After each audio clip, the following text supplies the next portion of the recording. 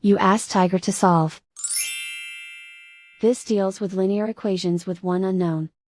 The final result is x equals 5/3.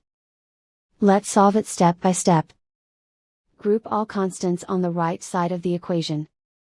Subtract 10 from both sides. Simplify the arithmetic.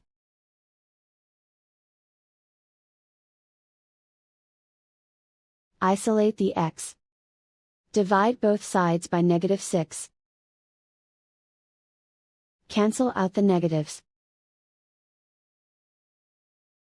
Simplify the fraction. Cancel out the negatives. Find the greatest common factor of the numerator and denominator. Factor out and cancel the greatest common factor. And so the final result is x equals 5/3.